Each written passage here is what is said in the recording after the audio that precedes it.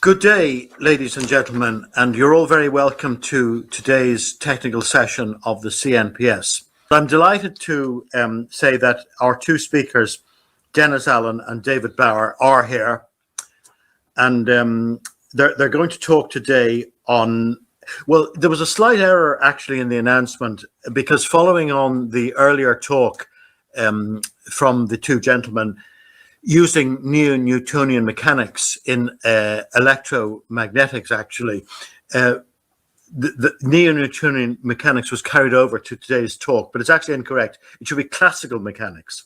Classical mechanics to produce a neutron model entailing mutual spin pumping, generating a very small amount of extra energy.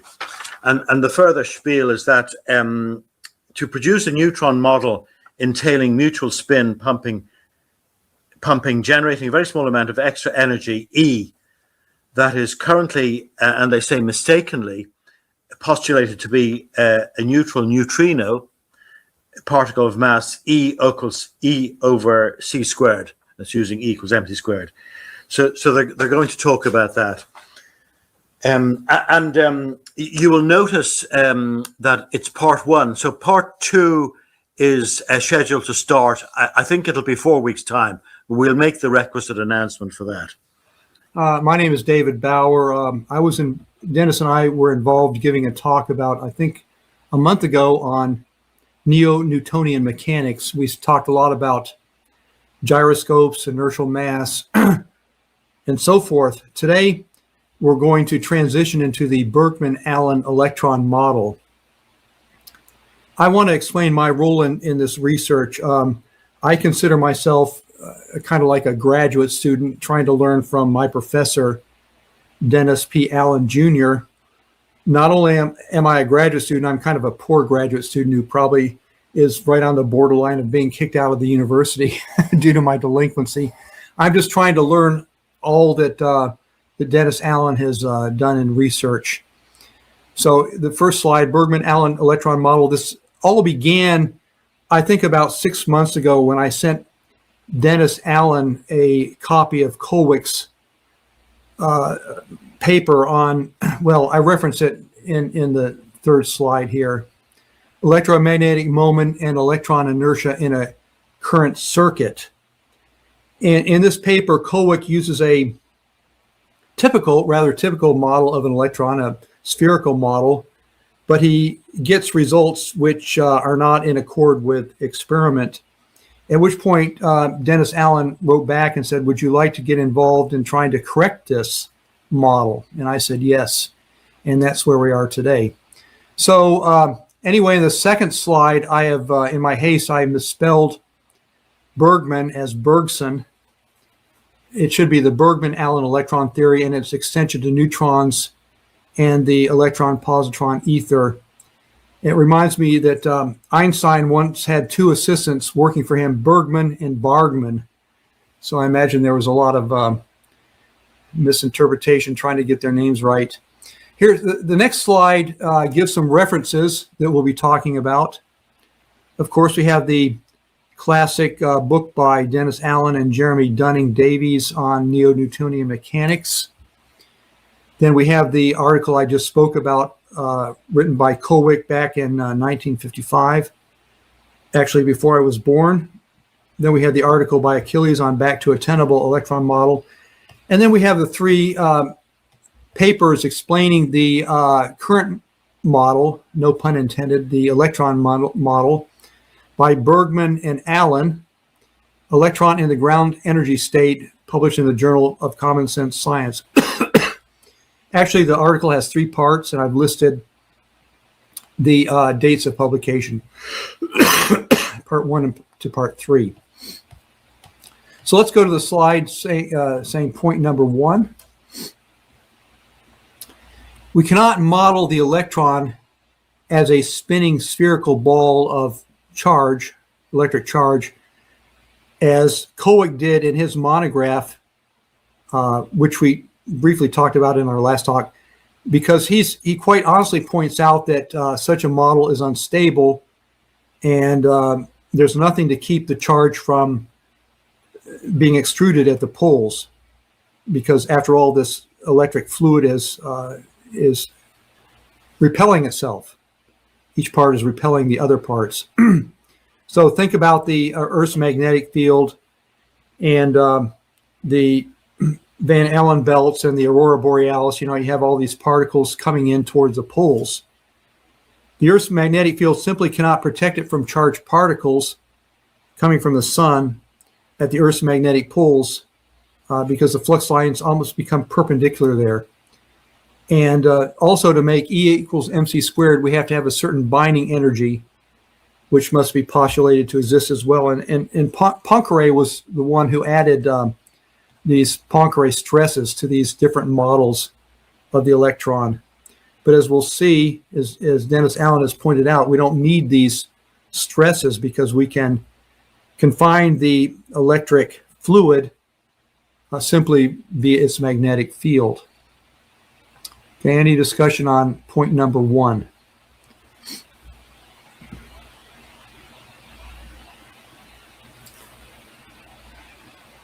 I think a spherical model for the electron is still an improvement on the point charge model for an electron. When you think about how infinitely small a point is, you wonder how could anyone think of an electron as being a point charge. Furthermore, that energy would have to be infinite at the origin.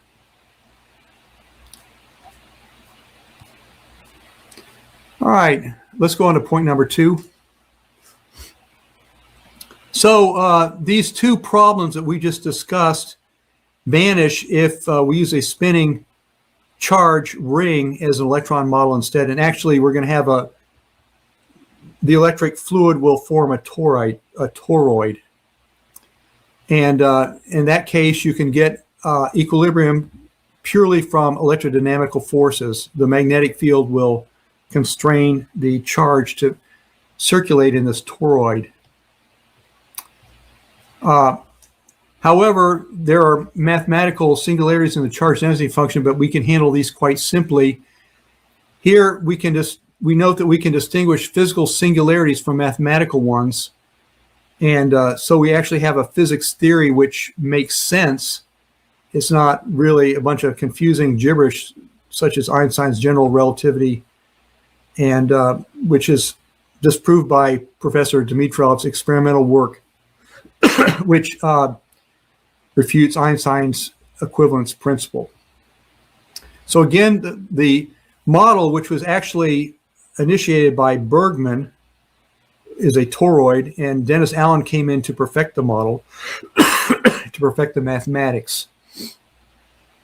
Any discussion on point number 2?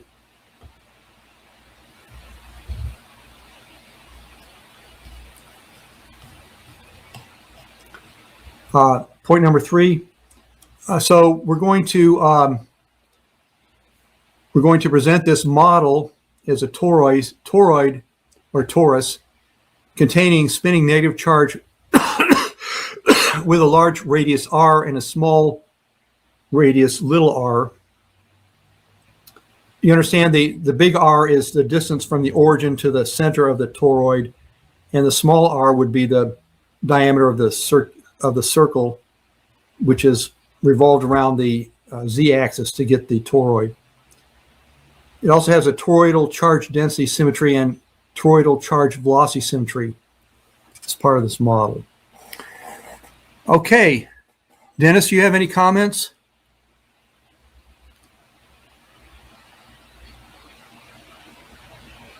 Somehow I can't hear Dennis Allen.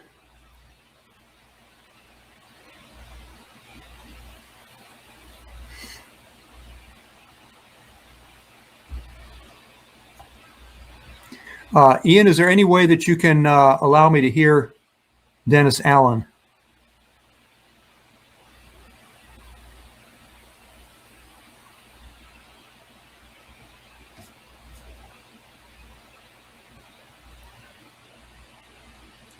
Ian, can you hear me?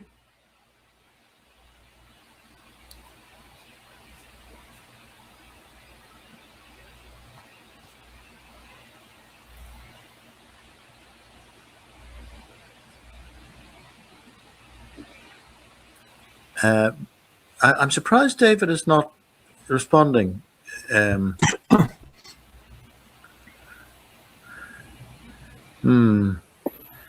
here. I mean, but you have control. You're up there. Everybody's listening. That's David. Yeah, there you are. Yes. So he's just asking David to put Denny up now to respond to something. Yeah, I'm sorry. I had a phone call, so I wasn't planning to be here, so that was my fault. Yeah, no, Okay. it's great that you're here. Thank you very much. No problem. Who needs to be up there? Denny, please. Dennis Allen. Oh, Dennis. I was looking for Denny. Oh, sorry. Yeah, he called. Can you hear me now? Yes, I can. Oh, I see. Okay. Well, yes. I see there's a remark. Now charge magically spins from James Keen.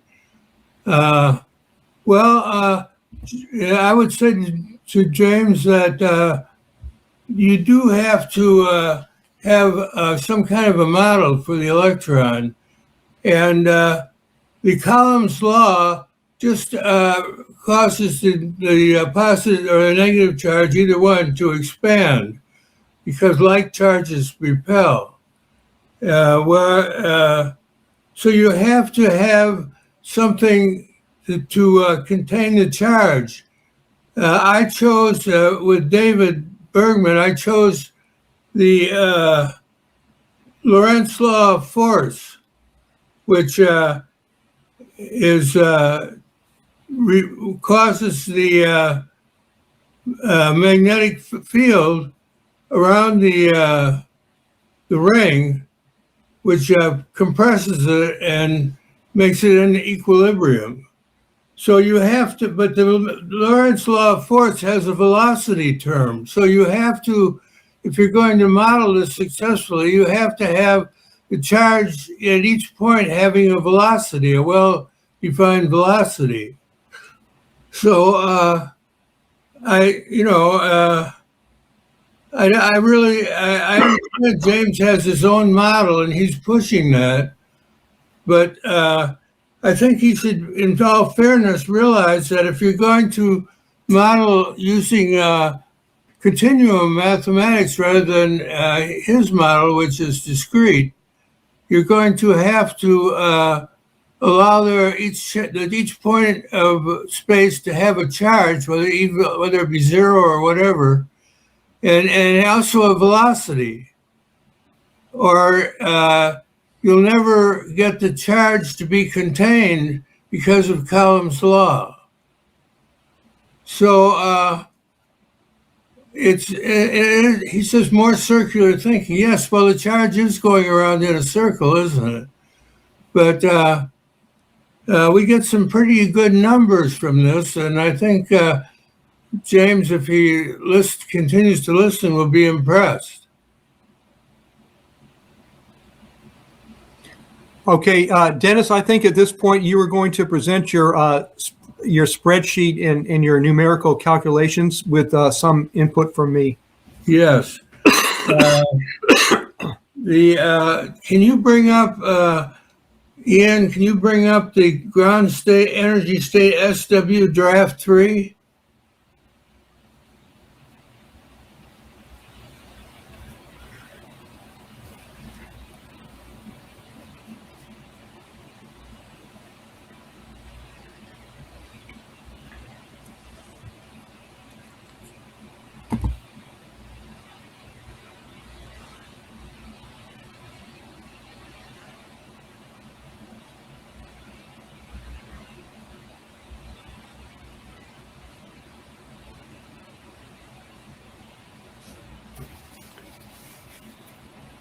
Ian, can you hear us? I can hear you, but I don't think you can hear me. Can you? Yeah, Well, we can hear you.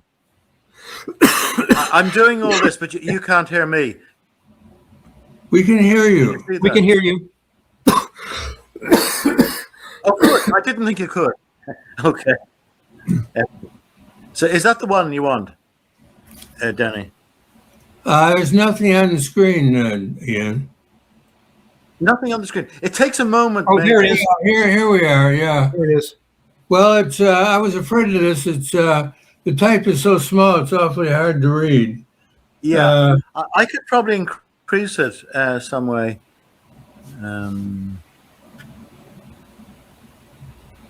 Here we are. There's a thing up there at the top. Is that better? Yes. Is that all right? Yes, that's good. Thank you. A little bit more, Ian. A little bit more. Phil? Okay. Yeah, get the text wall to wall on the sides. There, that's yeah, okay. Well, I have just to shift it then. move it over. Just move it over a little bit.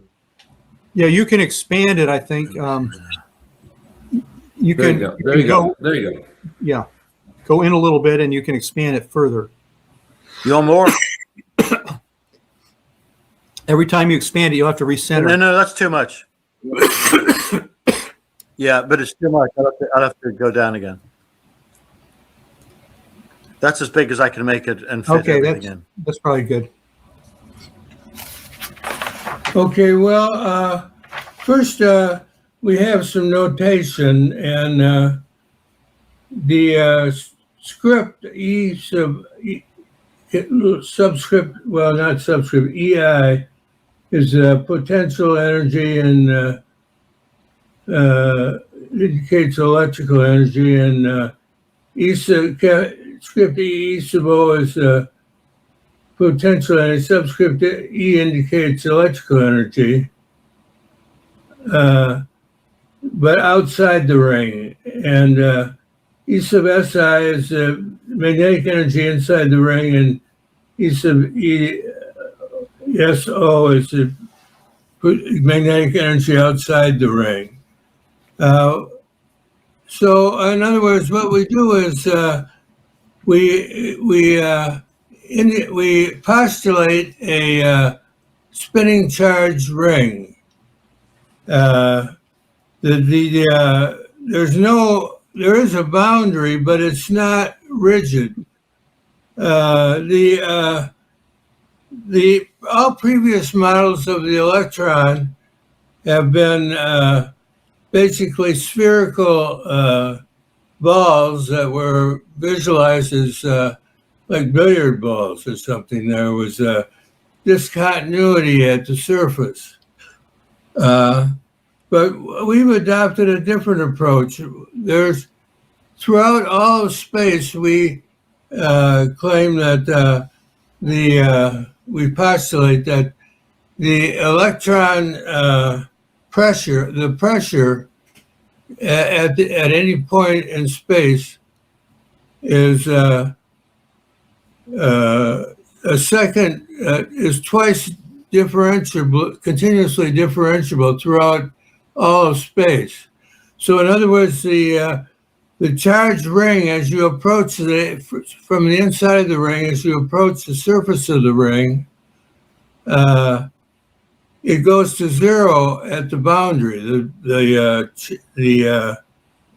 it goes gradually to zero. It goes twice continuously differentiably to zero at the boundary, so that there's no special cases. The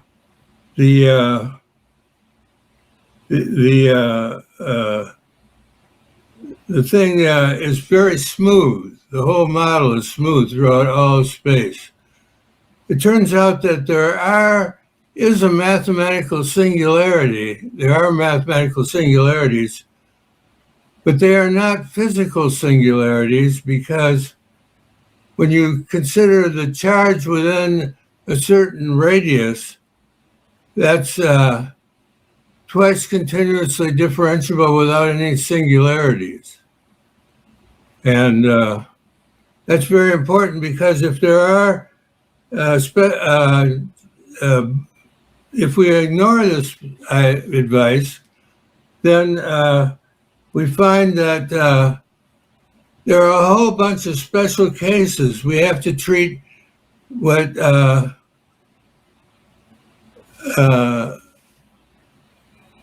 discontinuities in either the charge density or its time derivative or its derivative as it moves along. Whereas if we assume throughout all space we have second derivative, continuous derivative existing, it avoids all these special cases that you might otherwise have to use. Now,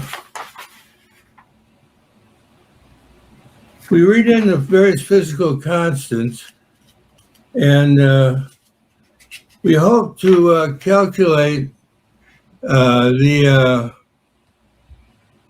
such things as the gyromagnetic ratio, which is anomalous for the electron, the magnetic moment, which is also anomalous. We hope to get definite numbers that are not anomalous. The problem is that, for example, take a Penning trap, which is used to measure the mass of an electron, which is about 9.11 times 10 to the minus 31 Kilograms.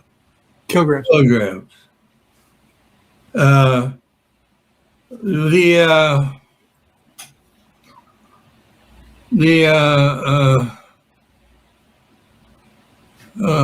I lost my train of thought.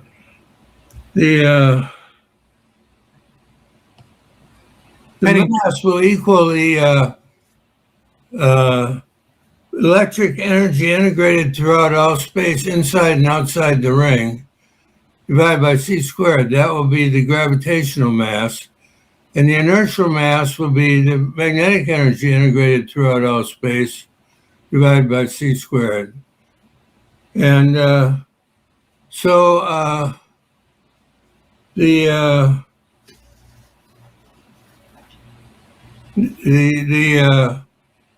total energy we postulate as being mc squared, where m is the total mass, inertial plus gravitational, which are separate.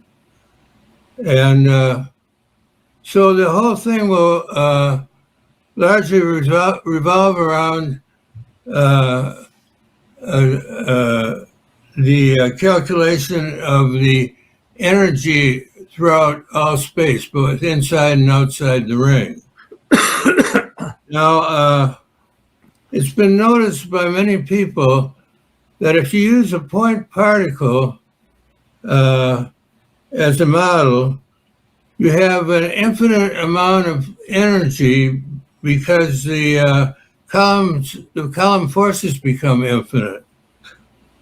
And so the Kullwig, for example, moved to a sphere with a non-zero radius to avoid this problem, to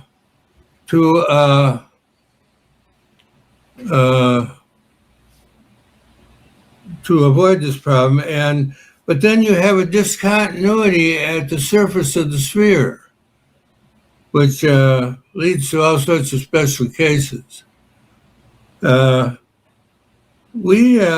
Dave and I decided, mainly Dave, that we should instead have a smooth distribution of charge throughout all space, and such that as we move along, the time first and second derivatives as we move are also continuously different, continuous. Now, let's see here. Now, there was three types of motion that we could see that the charge in the ring might take. One is it goes around the ring, and it would have to be at velocity c to make the math come out right. And then one which might we can call twisting, in that as the charge goes around the ring, as you can see in the diagram here, the charge twists as well as spins around the ring. We were able to show, though, that this couldn't happen, that the twisting velocity was zero by using this diagram here on the screen. So that left just a spinning charge. And so we had to postulate a density function. The density outside the ring would be zero. The density inside the ring would be given by, let's see here.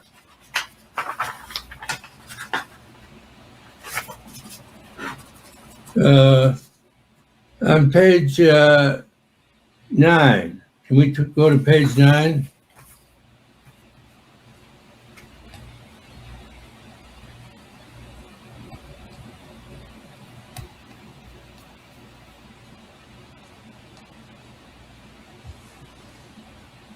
Okay, we're getting, wait, I think you've gone by it. Let's see, what page is this?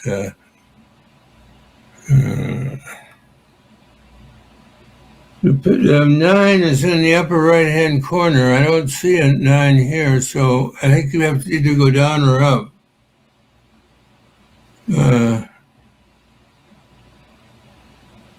Yeah, outside electric potential energy, yeah. We have a formula for that. The capacitance of the ring is given by this equation, 4 pi squared epsilon naught r, the large radius of the ring, over the logarithm of 8 capital R divided by lowercase r, where lowercase r is the small radius of the ring. And then we can compute the energy from the capacitance here. I don't know if you can see my cursor or not. Q squared log of 4 capital R over little r over 8 epsilon naught pi squared capital R. And so we were able to, can you scroll down a little bit?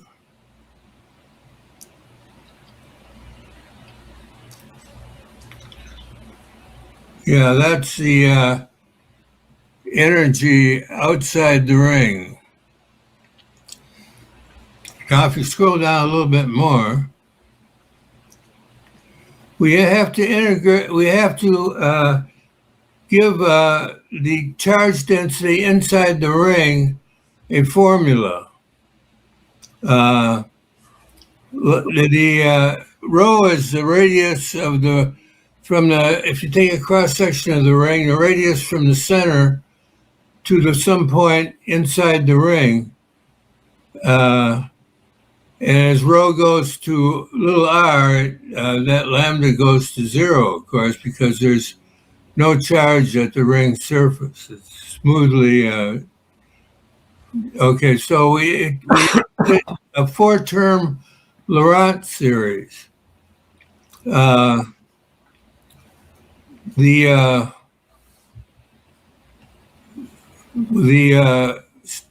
Laurent series has a singularity at the origin here. R, little r times res, the radius,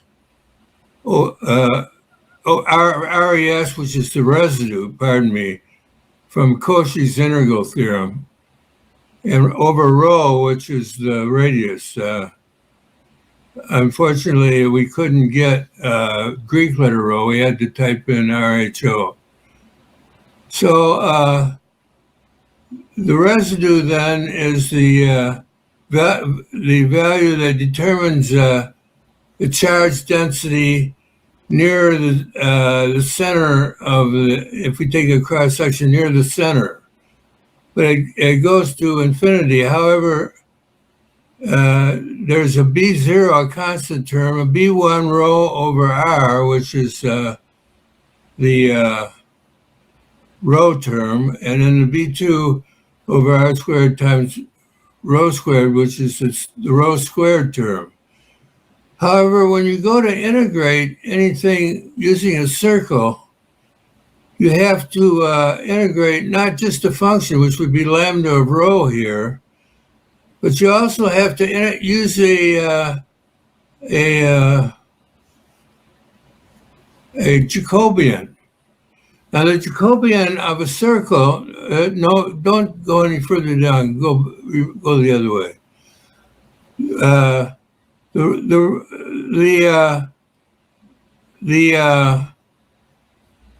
Jacobian is the radius. So when you multiply the radius times lambda, the singular term r res over rho times rho would be just r res. So the singularity of the Laurent series vanishes once you go to integrate using the Jacobian rho. So although there's a mathematical singularity here, there's no actual singularity, no physical singularity. Now, this is unusual. Most of the time, if there's a mathematical singularity, it's assumed to be a physical singularity. That's because theoretical particle physics has become so mathematical in nature that it's no longer possible to distinguish between the physical singularities and the mathematical singularities. If you see a singularity, even though it may be just a mathematical singularity, it's assumed to be a physical singularity. And there's been a book written about all this, now 2 books that I hardly recommend. Let me just get them right now here.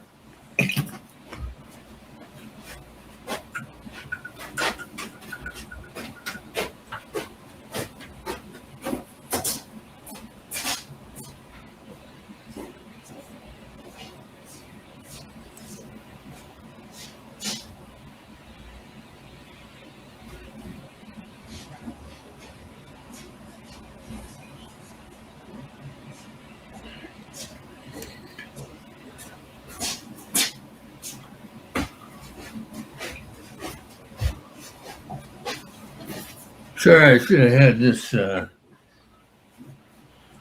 ready to go here. Okay, the first one is Lost in Math by Sabine Hassenfelder. Dr. Sabine Hassenfelder, a theoretical physicist, particle physicist, somehow connected with the accelerator at in Switzerland and France there. And it talks about how physics has become way too mathematical, and it's an interview with a famous physicist by her trying to get to the bottom of all this. It's a very excellent book. I highly recommend it. The other book is The Higgs Fake by Alexander Unzecker, which is subtitled How Particle Physicists Fooled the Nobel Committee, by which she means fooled them into thinking that the Higgs boson had been discovered when actually he pointed out that it hadn't. Of course, this is completely and totally,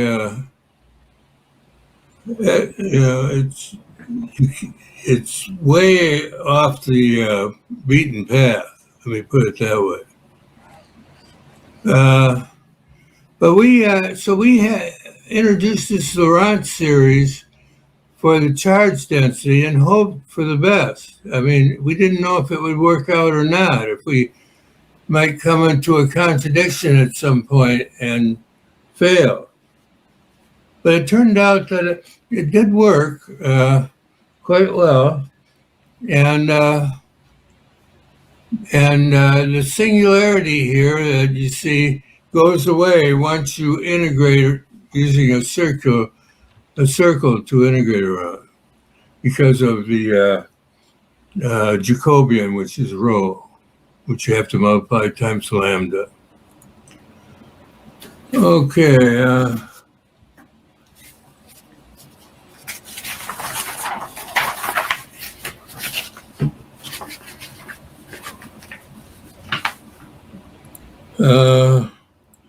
So we go about trying to calculate the coefficients, res, B0, B1, and B2, the 4 unknown coefficients, to see if we can do it without coming into a contradiction. Well, turns out we could. The first thing we note is that this function lambda when rho is equal to r, the small radius, the charge density goes to 0. And so lambda there at r, rho equals to little r, is 0.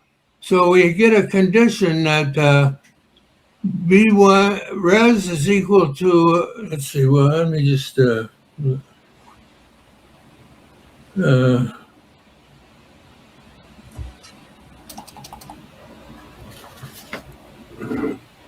if we turn to page 10 now,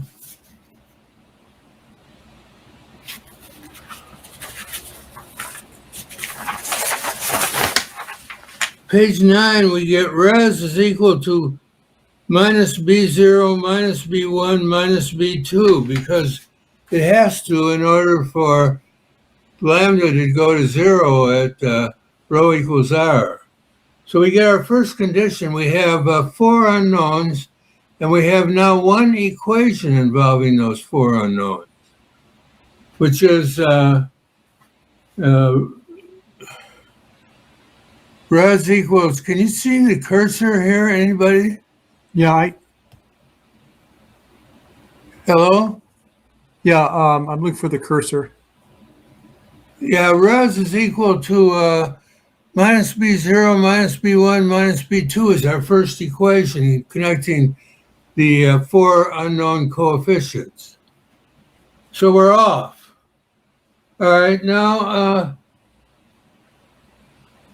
we talk about, if we scroll down a little bit, charge as a function of the radius, rho.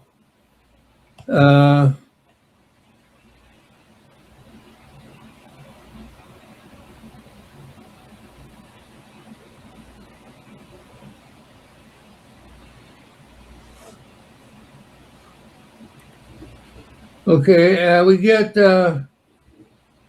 we know that the charge at the surface of the toroid, the charge within the surface of the toroid is equal to Q, the charge of the electron. Since it's an electron model, it has to be.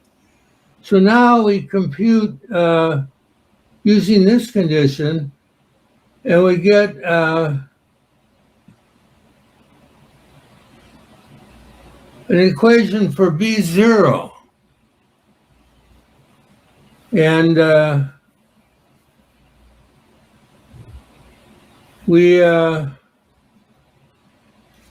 is, B0 is given by 1, right here, 1/6 B 8 B1 plus minus 8B1 minus 8B2 minus 3Q over pi squared R squared capital R. And so we have another equation,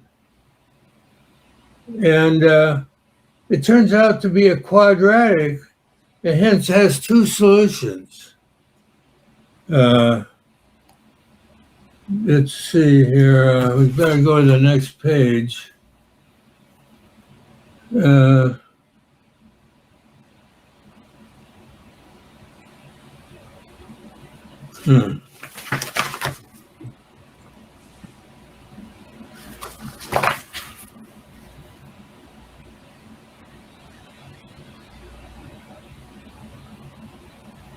Okay, we have to compute the various energies first. That's a little involved, but assuming we do that correctly, we go to page 12.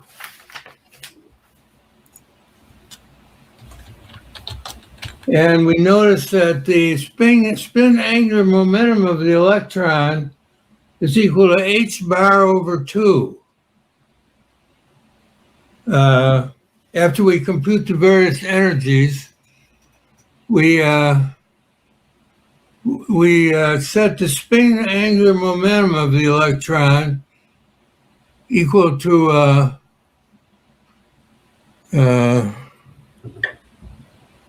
m sub s, which is the mass of the spinning charged ring. It's the angular, we want to compute the angular momentum, so it's the mass times the linear velocity times the radius. That's a formula for spin angular momentum.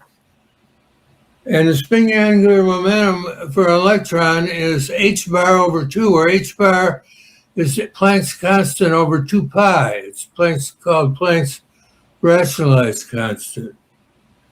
And so we don't only use the mass corresponding to the magnetic energy, not the mass corresponding to the electric energy, because the magnetic energy is what goes into the spin angular momentum, not the electric mass energy, which I assume we've computed on the previously. So in other words, we're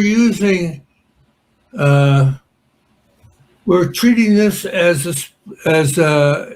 a sense as a mechanical model. We're using the usual equation for the spin angular momentum, which is the mass times the radius times the linear velocity. And we know that from Planck's work has to equal, and Dirac's work, has to equal h over 2 pi, which is Planck's rationalized constant, also known as the Dirac constant, divided by 2. So we've used, we've got 2 solutions. One, however, involves a positive residue, that is, which would correspond to a positron or a proton. The other has a negative res, which corresponds to the negative electron, of course. So we know which solution to choose for B11, for B1. And so we're down now to 3 equations and 4 unknowns. So we've almost calculated everything, and we're hoping that we don't get a contradiction, because then we'll have to start over from scratch. Well, it turns out we don't get a contradiction. And we compute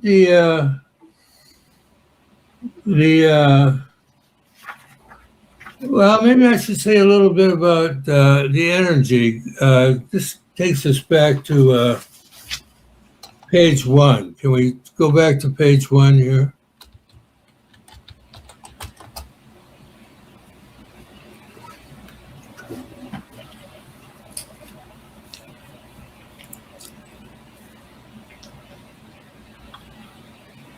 Yeah, the rule of signs here. The electrostatic potential energy, charged segments of the same sign repel the 2 segments. And then we're quoting from Wikipedia here. The electrostatic potential energy is negative if the charged segments have opposite sign, and positive if the charged segments have the same sign. Since the spinning charged ring is composed of charged segments of the same sign, the 2 electric potential energies inside one and outside the other, integrated inside over the inside of the toroid, integrated outside of the toroid, have positive electrostatic potential energy. Positive mutual potential energy corresponds to repulsion between 2 charged segments, also Wikipedia. Now here we come to the magnetic potential energy. Charged segments moving in the same direction attract the two segments. It follows that magnetic potential energy is negative when the current elements have the same sign. Thus, the spinning charge inside the ring generates a magnetic field E sub SI, and one outside and generates a potential energy E sub SO. They both have negative magnostatic potential energy. All right, now, if the magnetic static potential energy is negative, then since we're dividing by c squared to get to mass, and c squared is positive, it's a square, we have then that the inertial mass, which is what corresponds to the magnetic energy, magnetic energy divided by c squared is equal to the inertial mass, and the electric energy divided by c squared is equal to the gravitational mass. All right, so the magnetic potential energy, strictly speaking, we have to say that the inertial mass has to be negative. Now, Paul Dirac used negative inertial mass, and but in a much more complicated way, and it's hard to understand. Well, this is easy to understand because the reason it has a negative inertial mass is that it's a reactive force. It's not an active force. The inertia only becomes active when a force on an object, the inertial force of an object only becomes active when the force on the object is non-zero. If there's no force on an object, the inertial force vanishes. But if there's a force, the inertial mass pushes backward because it's a reactive force. Like friction is sort of a reactive force, except that friction only stops when motion stops. Whereas the inertial mass kicks off, stops when the applied force stops. So we take this inertial mass as being positive because it's too confusing to but we know that we can distinguish in our model between a reactive force and an active force. All right. Now, let's see, what do I want to do next here? Do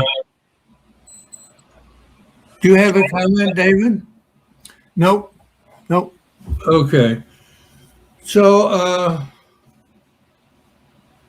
it turns out then that the gravitational mass is equal to the electrostatic energy integrated both outside the ring and inside the ring, and that's positive, and the gravitational mass, we have to divide by c squared, of course, and the gravitational mass is the magnetic energy integrated throughout all space divided by c squared, and we don't put a negative sign on it because Newton used a positive sign, and everyone knows his theory.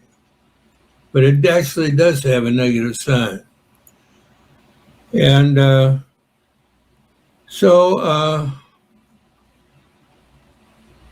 I've lost my train of thought. Can you explain why the inertial mass is the magnetic energy throughout all space divided by c squared, whereas the gravitational mass is the electrical energy? Where does that concept come from? Well, it comes from a lot of places. Morton Spears had an article in Galilean Electrodynamics where he had a capacitance model for gravity. He died, however, before he could finish up, and his loyal daughter, who is now a professor of economics at some large Western university, published his notes as best she could. I took those notes and finished it up and published my first book, Foundations of Neo-Spearsonian Gravitational Theory, with application to earthquake early warning systems. I tied that in Give with the name of the book again, please. Foundations of Neo-Spearsian Gravitational Theory with application to earthquake early warning systems. So the first 4 chapters, there's 6 chapters in that book. The first 4 chapters are completing the Spearson theory. The 5th one is some philosophy, and the 6th one is tying it in with earthquakes. Now, this is not just Morton Spears' weird idea. Mike Gamble, who was a former Boeing supervisor, told me a few years ago, I think a couple of years ago, that he was working on a device invented by a Russian inventor, which you could stand on it, and if you activated it, it would fly off. It would carry you off into space. And I never found out. At the time I was working on something else, I never followed it up on it, but that would too indicate, because this device was electrostatic in nature. And so apparently this also shows that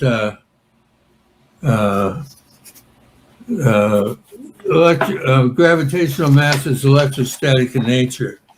Then there's a paper, The Action of an Electrostatic Potential on the Electron Mass. It turns out that if you put a electron in the middle of a charged sphere, the mass of the electron, which can be measured by the fact that it's part of a glow lamp, which glows the frequency of the globe depending on the mass of the electron. The mass of the electron can be shown to change as you change the charge on the sphere that contains the electron in the glow lamp. That's an electron-activated glow lamp. So this shows that if you separate the Earth, which is the ground, of course, from the electron by encasing it in a sphere which is surface of which is charged, you can alter the gravitational mass of the electron, up or down. I think I've sent you this article, Ian. Do you remember it?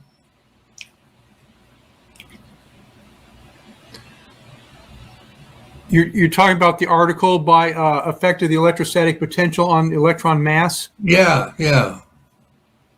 Yeah, you sent that to me. I have a copy. And I think I sent it to Ian too. Do you have that? It's What's it called? Unfortunately, it's just a number. The name of the slide is just some kind of a number. But I thought you might remember it. Yeah. I do remember it. Yes, I do remember it. Can you bring it up?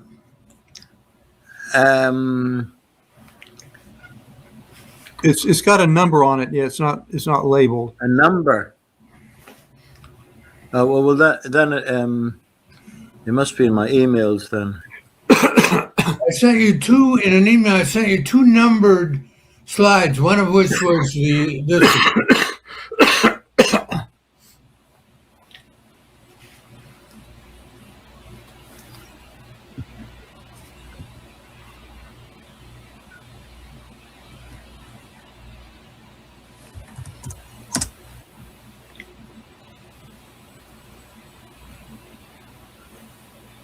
Computer.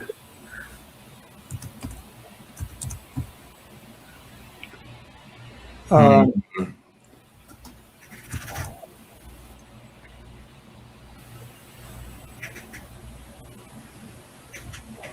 Well, maybe I can resend here. I have another computer here. No, I have it here. All I do is I have to get my account Okay. up. You see. Can you hear me now? Yeah. Don't Yes. You can. Oh, you can. Okay. Yep, we can hear you. I'm sorry with this old computer. I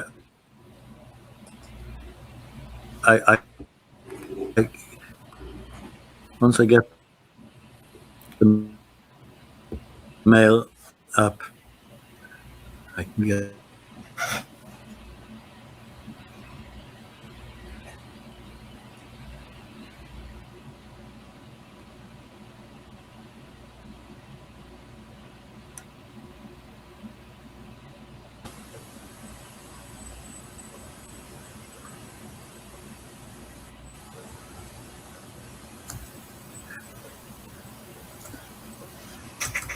You just had a number, you say. Yeah.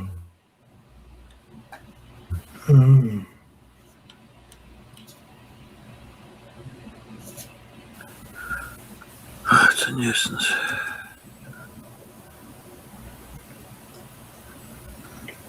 Let's see.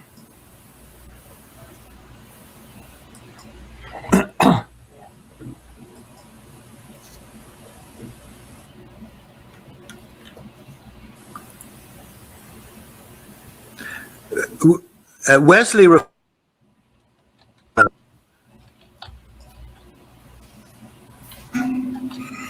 Well, let me just, let's not waste too much time here. I see we're past the hour mark. It's the title of the article is The Action of an Electrostatic Potential Get this on all the sorted Electron Mass up, set up on my new by computer. D.F. Mikhailov. Can you download it from the internet?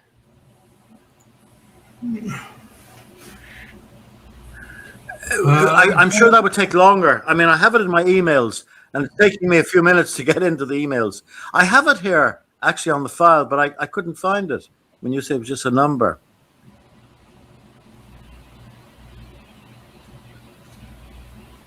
Don't you guys have it? The other two gentlemen, they could I was share looking their at it just a screen. while ago. If I can get it here. I have it. Why don't whoever else has it can share it? Anybody who has it can share it. Well, I don't know how to share it from my computer. There's a little button underneath that has share. It's a little computer with a plus sign on it on the bottom. Sorry, folks, we're just trying to load up something here. So No. what? So what are we loading up? Want somebody describe that while it's happening? Okay, it's the article, The Action of an Electrostatic Potential on the Electronic Mass, on the Electron Mass. Abstract, an experiment herewith described proves that the electron's mass is changed when it's placed anywhere inside a charged spherical shell at column potential capital U. Here, let me see. Upload. I'm going to upload this file here. Here, I'm going to upload it. I think it says it's processing.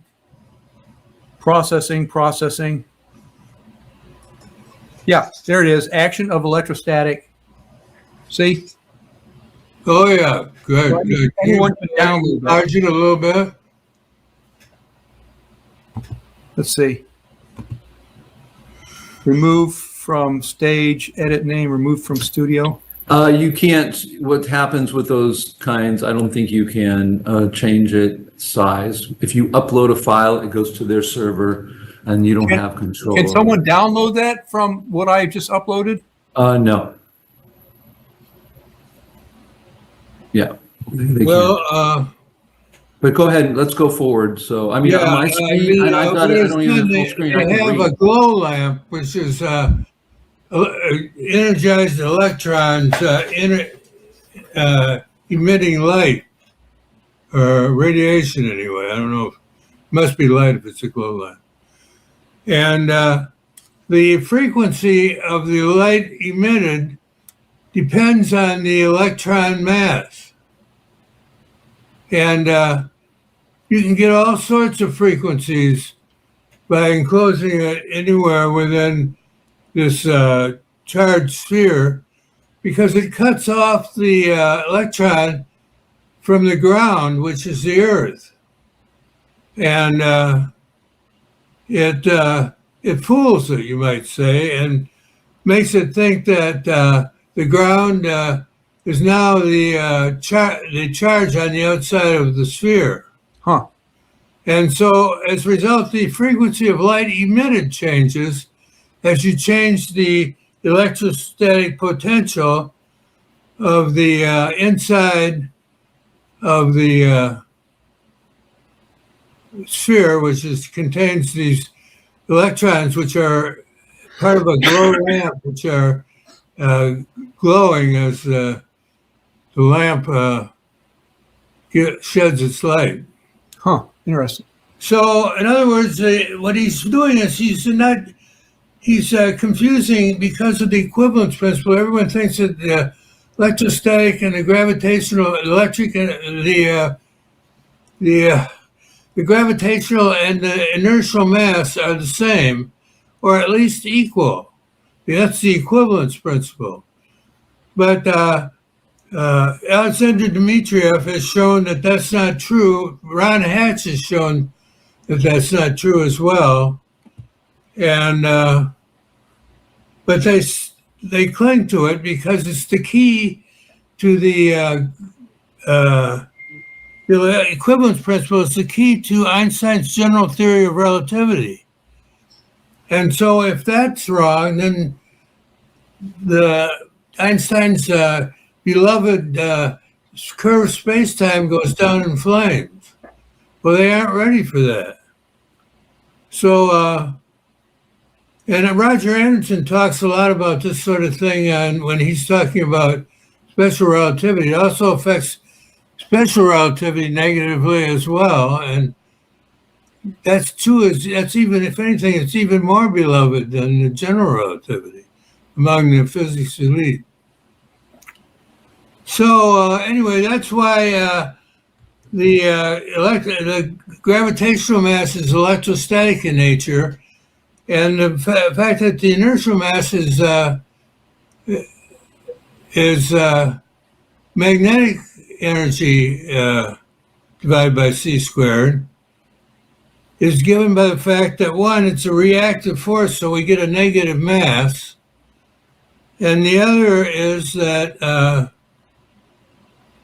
the inertial mass and the electromagnetic and the gravitational mass are the same for low velocities, usually, not always, but usually. Ron points out, however, that although for zero velocity, he took it pretty much to be the same. When you increase the velocity, the inertial mass goes off according to the gamma factor, but the gravitational mass goes off according to a different factor. So there again, the equivalence principle, excuse me. So there again, the equivalence principle goes down in flames, but they don't want that. That's their favorite curved space-time. Wow, you know. So anyway, but there's no way to convince them. A man convinced against his will is of the same opinion still. But so anyway, David, does that? Yeah, that helps. Okay.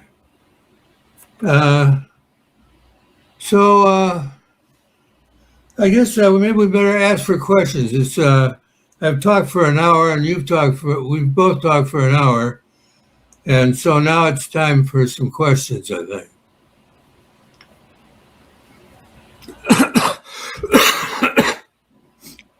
Ian? Well, can I ask a question? Yeah. Who's that? This is David. Can I ask a question since Yeah. I'm still in the learning stage here? Yeah. So this toroid is symmetrical. Let's call it the z-axis. It's symmetrical about the z-axis. Yes. Okay. Which Spins are on the z-axis. symmetrical about the z-axis, which we could also say is a spin axis, right? Yes. All right. So this toroid is the charge. I guess it's like a charge current that's flowing around. Can we call it a charge current? I mean a fluid, a charge fluid. Yeah, it's a current. Yeah, it's a charge moving at a velocity. It's a charge fluid, since it's continuous. But it's not granular. It's not granular. It's a fluid. Or say a continuous fluid is circulating around this toroid. Now, if I were to cut it, include the z-axis, but cut along the xy plane, I would have two circles, right? Yes. I would have two circles. Now, if I look at those two circles, will I see the density of the charged fluid? It's obviously not uniform. It's 0 at the edges of the circles, right? The density is 0 at the edges of the circles, right? Yes, that's right. But now let's call the z-axis along the bottom, which goes through. I mean, not z-axis, but the x-axis. If I were to traverse the x-axis and go from the edge of the circle on the left to the inner circle on the left, and then the inner circle on the right to the outer circle on the right, would the density of the charge fluid, what kind of symmetry, what I'm trying to get is what kind of symmetry is there of the charge fluid inside these circles where I've cut? Well, it turns out that the large radius is of order 10 to the minus 16, I believe, and meters. And the small radius is of order 10 to the minus 199 meters. So in other words, the small radius is incredibly near 0, but it's not actually 0, which is important because if it is 0, then you have an infinity which you can't calculate anything from. So in other words, below we get the small radius being of order 1 over 10 to the 199 power, it's not 0, so we can calculate with it. Right. And yet it's close enough to 0 so that you can take it to be 0 for most practical purposes. But what I'm saying, if you look at the cross section of this toroid, Yeah, let's just take this in very, very, very small circle, yeah, and magnify it thousands and thousands and thousands of times, and look at the charge, the density of the charge current. And let's put an origin right in the middle of that circle. yes. What kind of symmetry do we see for this charge? Circular symmetry. Huh? Circular. Circle symmetry. Okay, so it's large in the middle and goes progressively to 0 at the edge. Yeah, and it's a 4-term Laurent series. The charge pressure is a 4-term Laurent series. But I would think that there'd have to be some sort of influence of one circle on the other circle. Such Yeah, that there would be, but it's so small you can't even. I mean, it makes this 10 to the minus 199 power seem large. It's so small. You understand what I'm asking, right? Yeah, I do. You're saying that the part of the circle that's closest to the center of the ring should be affected more than the part of the circle that's on the opposite side. Right, by the other circle. Yeah, but the thing is that what you say is true, but the effect is so small that you can ignore it completely. Yeah, because the circles are so small in the first place, it would have very little effect on the other circle. So you can actually, the effect is completely and totally zero, except that it's not quite zero.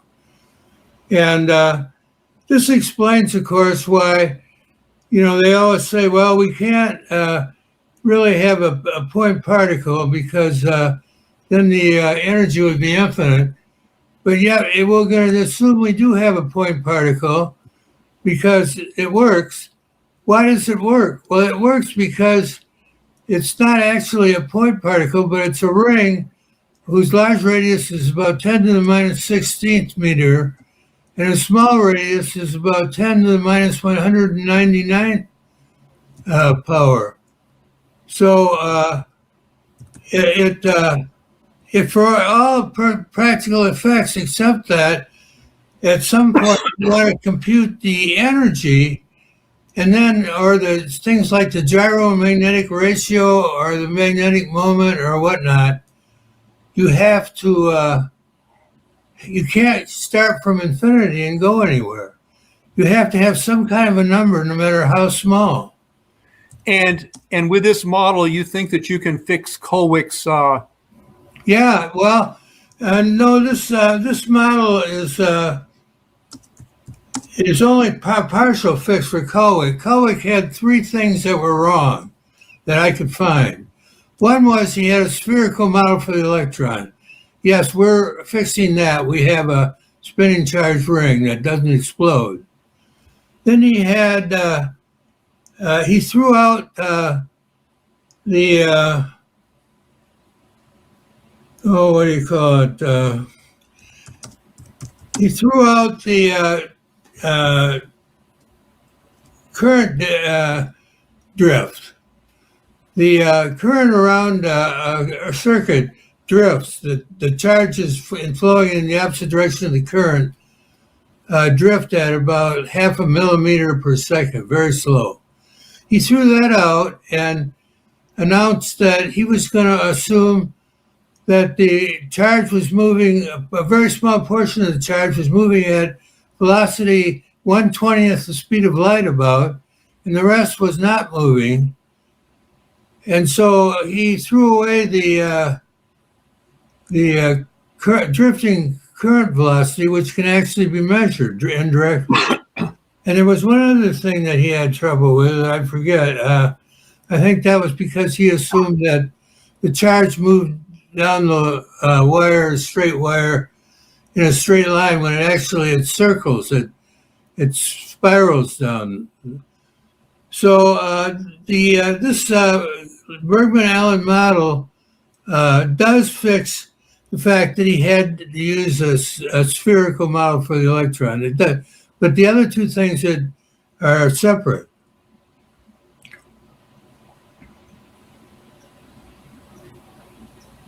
Well, this is interesting because if I understand what you're saying correctly, the magnetic effect of a current is not due to the motion of spherical electrons per se. It's due to the alignment of the electron spins by the electric field.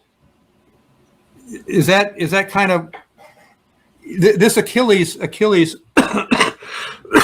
excuse me, this Achilles model?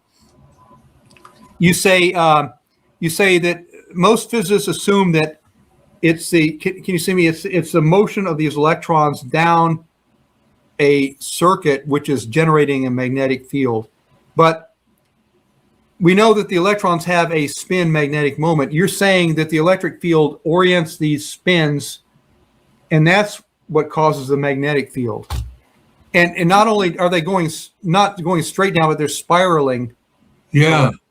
Am I correct, Dennis? Is that what you're saying? Yes.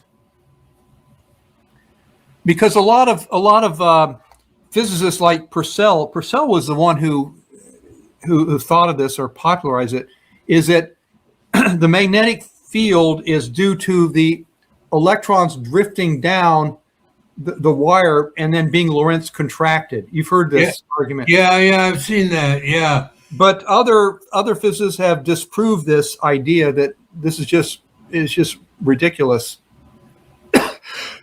They say that's not that can't possibly be true. I wonder, could I just add a very basic? Yeah, go ahead, Ian. Just two things, Danny. One is, you've probably come across some of these ideas where the electron does not occur outside the nucleus. Say Edo Cal has this SAM, standard atomic model or something, where the electron is actually situated within the nucleus. So I'm just wondering if your model would contradict that, or would you have any ideas on that?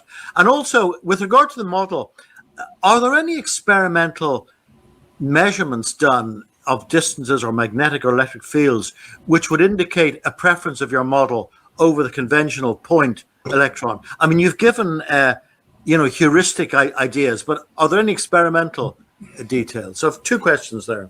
Well, there are experiments. There's, for example, the Penning trap, which measures the mass of the electron. Are you familiar with that? Yeah, I know of it. All right, so that they claim they can measure it to 10 significant figures or something. And are you maintaining that's more consistent with the Bergman-Allen model than the conventional? No, the Bergman-Allen model. The Bergman-Allen model is independent of the mass of the electron. We just use the mass of an electron, but it works for any mass that's positive. That means, in particular, that if you took the data from the Penning trap experiment, you might find that although that data was fit pretty well statistically to the idea that the electron would have a certain mass, 9.11 and so on, times 10 to the minus 31 kilograms, that there might be, that just might be the mean of the distribution. There might be a small standard deviation as well. And if you check various small standard deviations and see how they made the Penning trap data fit the data, you might find that you got an even better fit from the idea that the electron is not just one mass.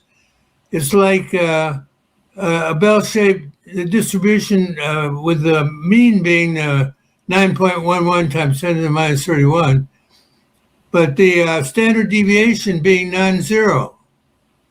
You might get an even better. You might. I mean, has this been done, Danny?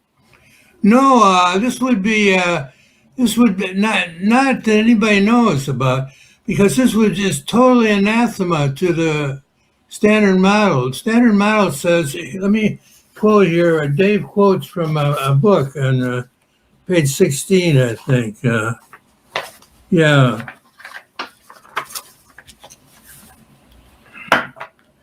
The value of the electron mass is given as a fundamental physical constant by Kodat in 2006. Evans assumes that rest mass is an invariant property of the electron. Here's a quotation from Evans, The Atomic Nucleus, page 177, 1955. We assume throughout that if a neutron, proton, electron, neutrino, or meson enters the nucleus, the particle retains its identity and extranuclear characteristics of spin, statistics, magnetic moment, and rest mass. But the SCR model, that's our model, explains that the electron mass changes if the electron is accelerated, binds to one or more other charged particles, or is energized to an excited energy state. First, consider the state of a free electron that remains in the ground state when some ionized molecule comes close enough to bind to the electron to the molecule. At out 97 and out 98, our model shows that the electron radius r is not forever fixed, but depends on one variable, the ground state mass energy u. In contrast, the Copenhagen atomists assert that the properties of an electron do not change but remain fixed when a ground state electron enters into a molecule where it can remain bound to other particles that constitute the molecule. If the electron rest mass and mass energy always remain constant, then the atomic weights of the elements would be predicted from the sum weights of the constituent particles. However, the mass energy of the neutron is considerably greater than the combined mass energy of one proton and one electron. Atomists account for this extra neutron mass energy by adding various particles to the neutron. But the common sense science accounts for the extra neutron mass energy by the mutual energy that links one proton and one electron together in one atom known as the neutron. Our R100 is our model's prediction of the relationship between the mass energy of the electron and its size, thus providing a physical mechanism for exchanging and storing electromagnetic energy among multiple charged particles. The SCR particle, our model, conforms to the law of conservation of energy. Second, for the case of the electron in an exciting energy state, to be considered in another paper on electrons on excited energy states, radius r, or its equivalent of the loop length in a helical structure, could be a variable that provides the mechanism for the radiation frequencies or spectral lines that are observed in discrete wavelengths, such as predicted by the Rydberg equation. Dennis, what were you quoting from there? Page 16. Oh, of the spreadsheet here? Yeah. What about the position of the electron or the location of it, whether it be outside the nucleus or not? We haven't gotten that far yet, but Bill Lucas has his model, which is very similar, where he finds that there are no neutrons inside an atom in the nucleus or elsewhere. They're all just protons and electrons. Yeah, that's the same as Vito Cal's theory, as I understand it. He does this by calculating the masses of all the various isotopes, every last one, radioactive or not. And then he and his son Joe actually do this. And so they calculate with enough accuracy so they can show that just electrons and protons constitute the atom. And where the electrons are inside the atom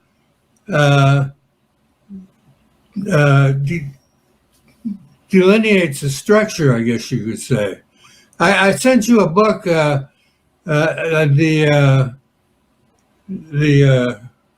is it? The Universal Force by Bill Lucas. Oh yes, which I read. Yes. Yeah, I remember that. He had pictures of neon, helium, stuff like that, and how the electrons and protons were distributed. Remember those pictures? I do, yes, I do. Now, Dennis, let me ask a question here. This spinning charge ring would act somewhat like a gyroscope. Yes. And so is there any evidence of nutation and precession of these electrons? Nutation and precession involve one end of the turning thing being tethered more tightly than the other end. Right. And otherwise it just spins. Right. You're right. Yep. Okay. I think Green Science has put in a few claims. I don't know if he used AI in the first instance, but he's claiming that various experiments have shown that Mikhailov and the other experiments were not correct. So I'm just wondering if we could put up a couple of those comments. I don't know if David's still around. But I'm here. No. I mean, David Hill. You have no control. You must think I'm pretty effete now. I just have no control at the moment. There he is. Yeah, he's in.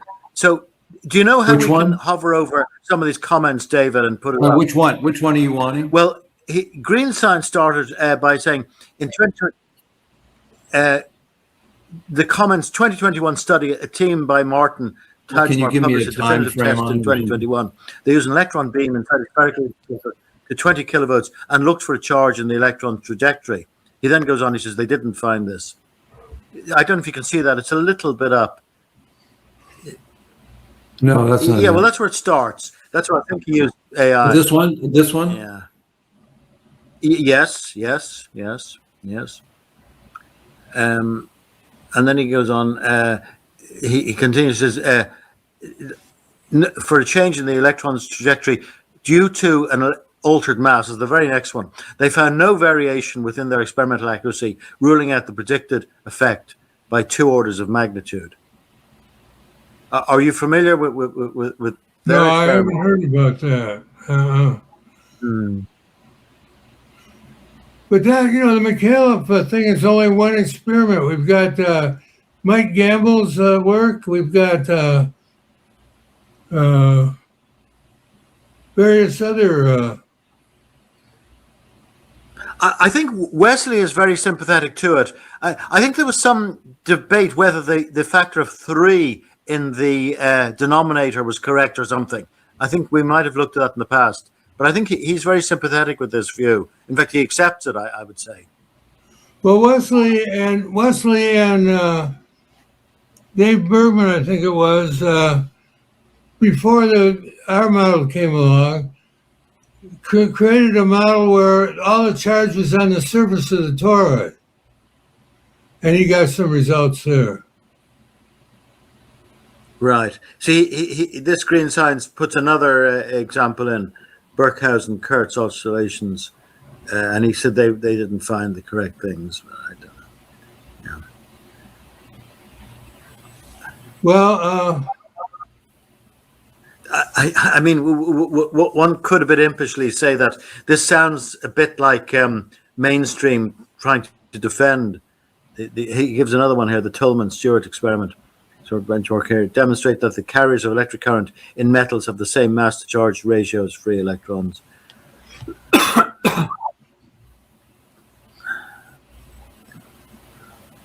Contradicting the idea that an electron's mass can be arbitrarily changed by its electromagnetic environment. Yeah. well, if you want to read Bill Lucas's Universal Force, he seems to refute that. He and his son Joe computed the mass of every single atom, including the various isotopes, radioactive or not. To using the theory, they could predict the exact to I think 8 or 10 significant figures. So their data has to be considered here, I think. Well, we might refer Green Science to Bill Lucas's The Universal the Force. Universal Force. Is it part 1? Was that? The Universal Force, Volume 1.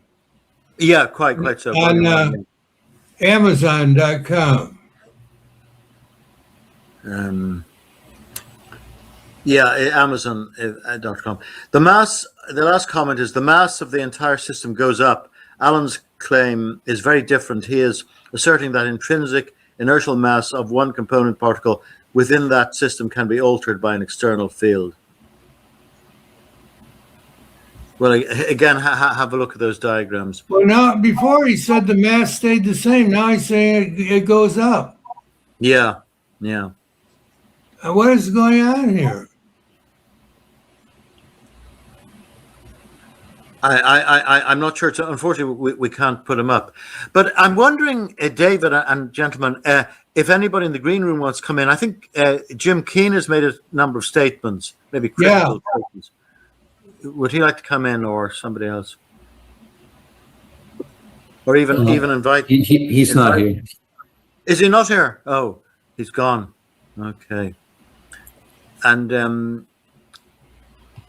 yeah, okay. I don't know if Vladimir is there or he was in initially. Yeah, Is Vladimir there? we're the ones left in the green room right now. Oh, okay. We've bored them off. Okay. Right. Well, I'd like to say that, and he says the mass of the whole system goes up in that comment. But the system is made out of electrons and protons, and electrons and protons all have the same behavior under the, as far as the mass going up or down. Dennis, I have a question. Yeah. This is David Bauer here. So how did you said you wanted to make some comments about the electron positron ether? How would your model relate to the electron positron ether of David Toom? Yeah, he's got a very interesting electron positron ether, but he has to assume that the reason that the electron and the positron don't unite and explode, one being positive charge, the other being negative, is that they revolve around each other at a high rate of about their center of mass at about a high rate of velocity. However, that may not be true. If you use the spinning charge model for the electron and the positron, it may be that you don't have to assume this high rotational rate. One has to calculate to find out for sure, of course, but it may be that this particular part of his model would sort of, everything's spinning and so on, needn't be the case if you use this particular model. Something just clicked in my mind. There's a lot of articles in, say, like the American Journal of Physics that talk about the vortex model of magnetism and vortex model of this and that. So it might be able to relate your work to this vortex model. Do you know what I'm talking about, Ian? The vortex sponge, etc. Yes. Yes. Sorry,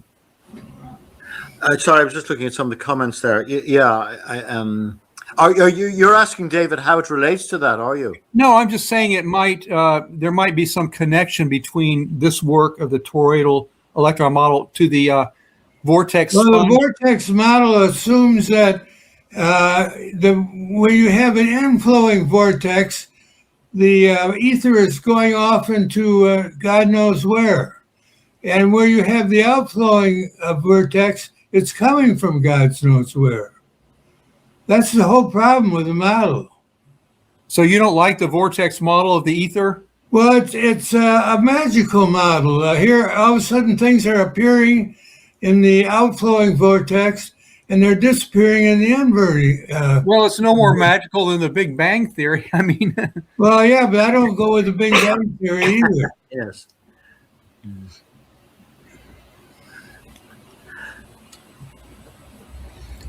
Right. Now, let me ask a practical question. As someone who wants to actually reproduce these calculations and possibly improve them or take them to another area, if I wanted to obtain Mathematica, can anyone give me any guidance about that? There's licenses and subscriptions and all this kind of stuff. What's the cheapest, best way to obtain Mathematica? Does anyone know? If not, we'll just skip this question. Well, Danny would have the most experience in that. I mean, you've used that and you've used Derive. No, it was Dave Bergman who used it, and he used the dues he got from Common Sense Science to pay for it. Oh, I see. So it's pricey, probably, to buy a license.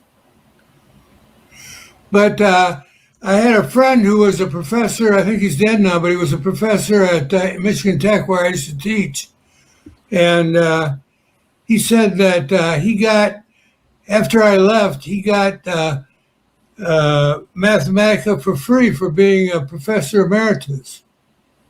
I used Mathematica as a graduate student, but that was years ago. Well, you may be able to get yourself hired somewhere as an adjunct professor.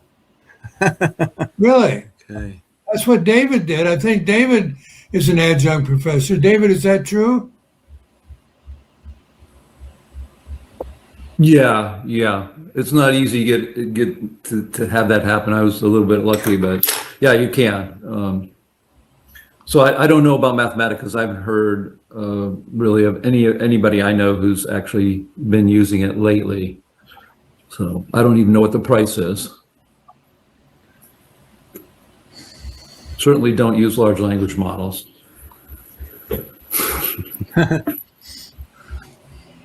That's an advice, is it?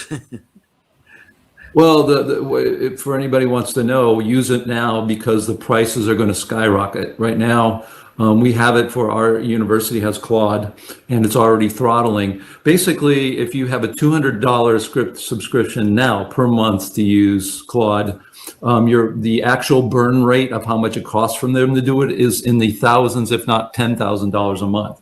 So what's happening with the companies who are using large language models, which of course are probability machines, are never going to be, there's no logic there. They're useful, is that they're going to be so expensive that the smaller companies that are using them are probably going to drop it.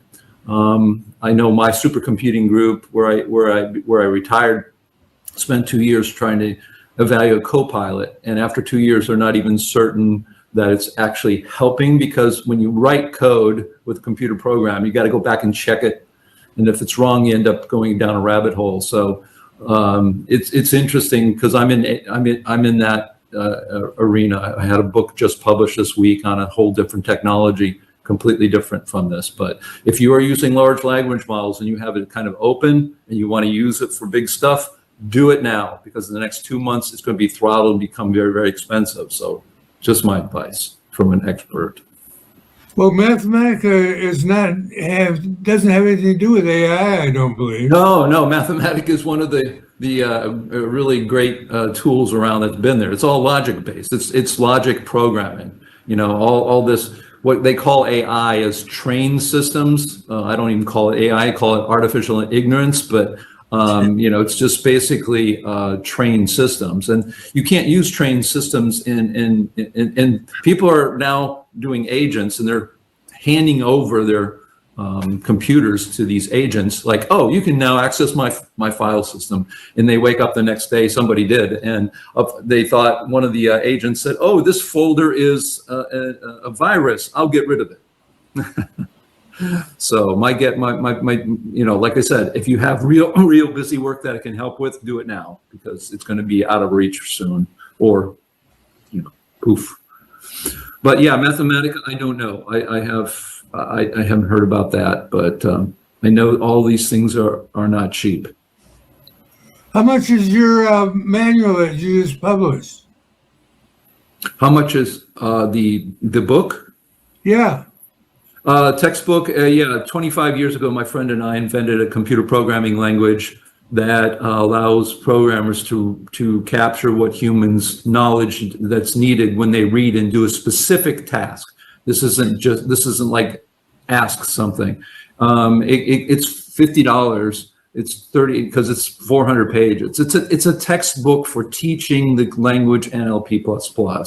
So that's what it is. We're hoping to start teaching that around the world. We're going to start in India and go there. But it basically allows programmers to take text and write real code, not train it, and be able to read and understand text and then do something with it. Right now, they're poking the village idiot, which I call large language models with village idiot, trying to poke it to get structured data out of it, and that just doesn't happen. So what we've done is to invent a computer programming language that allows us to write, for instance, programs that if you were to have an app on your phone that was an assistant, it would actually understand every word and its meaning, and it would be written in a logical way with linguistic knowledge of that. So it's a 10-year project where it's going to take a long time.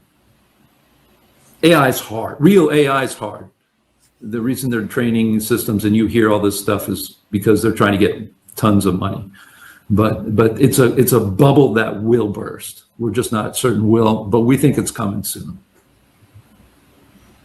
I tried to use AI. It was someone who was using open access AI, chat bot or something like that. And I would ask it how to compute the moment of inertia of a certain mechanical device. Every time I asked it, it gave me a different answer, and every time the answer was wrong.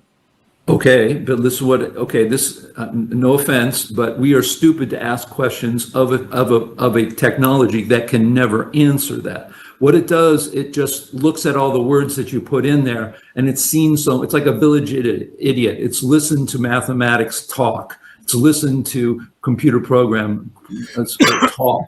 And then it just probability comes out with something. And it can be useful. It can be useful, but it would be the same way for you to type in your phone how many R's in strawberries and then wait for the autocomplete to give you the answer. It's not going to. There's zero logic there. It's just a dead neural net that's been trained on text in a clever way that has become useful. It's a predictive thing. Even its explanations are mimicking explanations. And so David, it doesn't need. Yeah. I'm sorry, what is the name of your book? If you go to book.visualtext.org, book.visualtext.org, it'll take you to the publisher. Book.visualtext.org. Yeah. But, maybe one I may just come on one Saturday and talk about the realities of AI. I mean, it is phenomenally a mess. Sam Altman, if you ever want, just go to Sam Altman and say, problems with Sam Altman. This guy is one of the most shady characters on the planet. And he's walking around with the president, and well, there's another shady character, but maybe I'll do that just so people, because I see people doing that all the time. Because David, apart from the general interest, obviously, in the subject, it is very pertinent to natural philosophy, because in recent times, many of our presenters here have been using AI, and the discussions are using AI. So I'd like you to come in and maybe give an. That's a good one. That's what I'll do. What I'll do is I'll put together a talk and talk about that. For instance, I'll give you some examples. Probability. If you just here's the way I look at when someone asks me, because I have been in NLP, which is large language models, is in that arena, and AI since the early 1980s. And I have seen everything that's come by. So when a person who knows that I've been in there asks me, a regular person, what's a large language model? I said, this is what a large language model is. It's the village idiot. He stands in the middle of the village and he listens to every conversation that goes on, everything. And after a while, he can talk like a realtor, he can talk like a mathematician, he can talk like a philosopher. If I follow a philosopher around long enough and I have no idea what he's saying, I can say what he says. A good example is there have been cases of people who have done that, who follow doctors around like interns, and then afterwards gone around and literally attended patients because they could mimic what was being said. And then prompting those is like trying to poke a village idiot to get him to do what you would like it to do. It doesn't make errors. It will never get better. In fact, they've reached the limit. You can only get so much probability out of text. It's looking at literally characters. It doesn't have any idea of what's going on there. So when people are asking about it, it's solved a few mathematical problems that have never been solved, but that's just because it's got so much mathematical stuff. The probability machine went in the right direction for that. And so, it's like saying, I've got a random number generator on my phone and it happened to hit 27. I went to the roulette wheel and it hit 27. Oh, it knows what it will stumble upon things, but you can't use it. And then there's a whole nother side of it, which is it's dumbing us down. I mean, I have students and they can write their entire project with Claude. Now, what's happening is, are you learning anything, or you're literally outsourcing your thought, and it dumbs us down. I've used it, and I felt myself doing that too. I just kept prompting. I don't want to do it. I don't want to have to write the program for it. I've used it for programming certain things. I've used it to write a book of 158 pages on expansion technology, on NLP Foundation. So yeah, the number one thing is it's going to get really expensive. Number two, we don't even know if it's going to survive, because there's the idea is this idea that it's like the internet before. Oh, the internet.com crash. Well, only a few companies got it and they're going to make it better. Large language models have reached their limit. And what's really interesting, Ian, is that one of the seminal papers that show this, which they don't talk about, is from physicists. Physicists have a seminal paper out there saying, look, we've taken every probability we can out of text, actually characters, not even words. And if you go beyond that, that machine will get worse. In fact, Claude, which is used across the world right now, it's the most used from Anthropic. IBM in January said everybody start using it. In April, they made a report saying it's getting worse. The reason it's getting worse is so many people are using it, they don't allow you all that time in the brain, so your answers get worse. And they're going to start charging per token. And it could run literally, they are calculating, a company could be spending $10 million paying for tokens for a machine, for something that's a probability map. You can never guarantee what's coming out of it is a truth or not. So the hype you get are people are wanting to scare us. It's going to take our jobs. All of you who are listening, it will not. It's not intelligent. It's zero intelligence. There's a lot of good people out there fighting the fight like this. But what's going to happen is, the biggest thing that's going to happen is those people who are paying $10 a month for Copilot, it's going to go up per token. Next thing they'll know is they'll have, oh, here's your $10. You get this much token. So you go and have Copilot do some, large language model stuff. And it goes halfway through, it goes, you're out of your tokens, $10 of tokens with one query. I mean, this is the reality. And eventually people are going to use it. It's too expensive. And then of course, the cost of taking, well, there's the other thing is there's $1 billion in lawsuits right now. It has trained on illegal data. It's trained on HIPAA data. That's a federal offense. There's a young man who was part of OpenAI in California, and he was found dead in his apartment with 2 bullets in his head, one being shot in his bathroom, the other in his living room, and they said it was suicide. Sam Altman was asked about that. That seems really strange. Boy, was he nervous about that. What we think is that he was testifying against OpenAI for training on data illegally, and he was ready to testify. They came into his house trying to get his disk. I think he was there. Goodbye. His parents have been fighting for a year to get an answer because they have scared. The power of these people is enormous.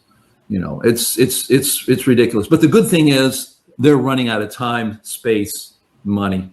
So, but that's a whole. Well, I think story. We have an appointment, and we're quite convinced now of the relevance of it to what we're talking about. No, I think I've told everything, so that's it. I don't have any more to say. So, do you have a name for your book, or is it just? Yeah, it's called. Well, I mean, this is for programmers, right? What we did is we invented the dream programming language for natural language processing. If you are a programmer, you're not a linguist, you're not a computational linguist. You don't do those things. You don't know about dictionaries, knowledge bases, rule systems. And so what we did 25 years ago, my best friend, he got a couple $1 million, and we invented the most, the only programming language ever invented for natural language processing. We launched it at the .com crash. You can imagine how that went over like a lead balloon. And then now people are starting to pay attention to it. So I think that's why in fact, a publisher came to us, and they're the largest publisher in all of Asia for IT books. So it's going to be a slow turtle. It's not going to be like it's going to take over. I believe all kinds of good things are things that go slow. If OpenAI and all that stuff had 100 million users in less than a month, it's going to fall just as fast because when people start getting, using it and they use it for 5 minutes and they go, oh, you want to use it some more? You've used 1,000 tokens. And if you want another 100, it's going to cost you $500. So anyways, that's what that programming book is for. What is the name though? What is the title? NLP plus, NLP plus, it's rule-based NLP using NLP plus plus. Rule-based NLP using NLP plus plus. Now, of course, it's not a toolkit. It's an empty language. You gotta program. So you can't grab it and start doing stuff. Although we do give you a parser in English and that kind of stuff. So it's really meant. I have a grandson who graduated from college as a computer programmer. He can't get a job. I was thinking maybe I'd give him your manual as a present. Yeah, you can. I mean, it is something we're trying to teach it, but it's hard right now. It's hard for computer programmers right now. This guy is smart. He's just he has the personality which is the exact opposite of the hard sell personality. Yeah, a lot of people. I mean, I think at times I'm autistic. There's a lot of people who seem kind of autistic who are in the computer science. So, well, perhaps we should, David, give Dennis and David a minute or two just to summarize what they said today. And in the light, I say that we've perhaps started a discussion, about the relevance of the increase in mass and so on, and that might be something we can come back to. But if you'd like to summarize, gentlemen, and then I'll maybe just try to finish off insofar as I can, make a few pointers to David. Go ahead, David. Do you want to say something, Danny? Go ahead. Let me just say something for 1 minute. This whole project began about a year ago when I sent Dennis Allen a paper written by Kowick, who said that we should be able to see the effects of electron current kinetic energy. Yeah, this is David Bauer here. Kowick said that we should be able to see the effects of the kinetic energy manifested by electron current. Maxwell assumed that such kinetic energy and such momentum existed, but it was so small that it would have no discernible effect because experiments at that time were not able to detect it. But since then, they have been able to detect this current kinetic energy. So we are trying to explain using these different models, this model that Dennis Allen and David Bergman developed. We're trying to explain how you can calculate this electron kinetic energy and observe it actually. And that's my summary here. Oh, okay. Is that sufficient for the moment, or do you want to add anything, Danny, before we close up?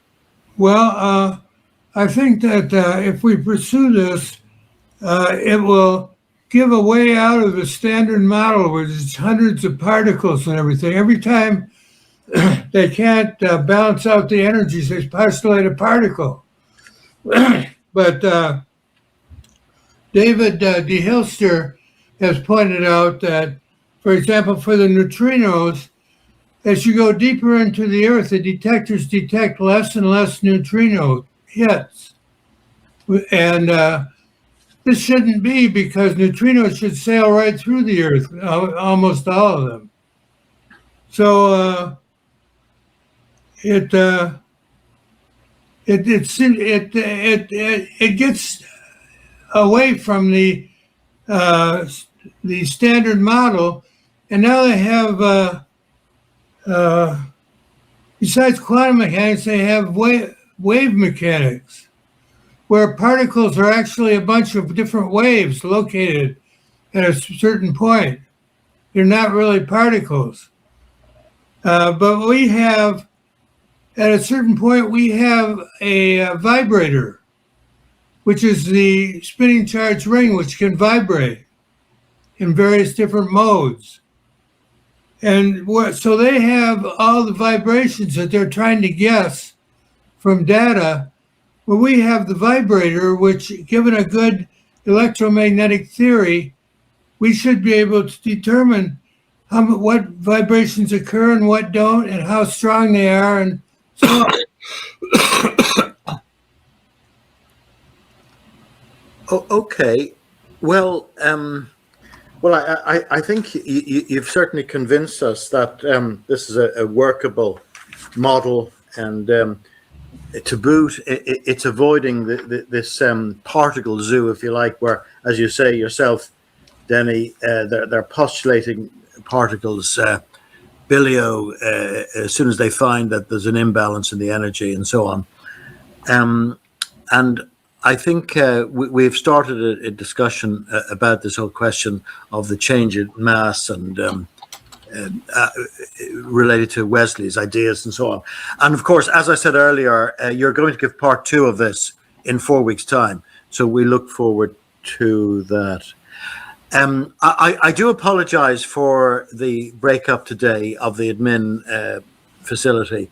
And, it was very fortuitous that we had David there just to come in at the last moment, but it's a bit unsatisfactory where we don't have a control system. I had no control over what I was doing, but anyway, at least I was happy that I was able to project the documents you sent me. But the one document I couldn't find, the one we just talked about, the mass change, I probably had on my other computer because I had 2 computers. So I don't want to give you excuses, but I'm on an old computer here, which was linked up to admin, which I've lost now because I was trying to clear out the memory. And David and I will sort that out, no doubt. So thank you so much, gentlemen. You've gone to great trouble in giving us the last talk some weeks ago, and now you're giving us 2 parts of this very considerable work. And I know David has been asking a lot of questions as well, because he's been brought into this, and obviously he's found something in it, and he's given his own expertise. And the same can be said about Denny, because he got this Bergman model, and he saw some merit in it. And then he's gone into great mathematical detail, which we saw today as he went through the document with all those complex functions and so on. So thank you all very, very much. I hope we haven't frightened too many people away. Thanks.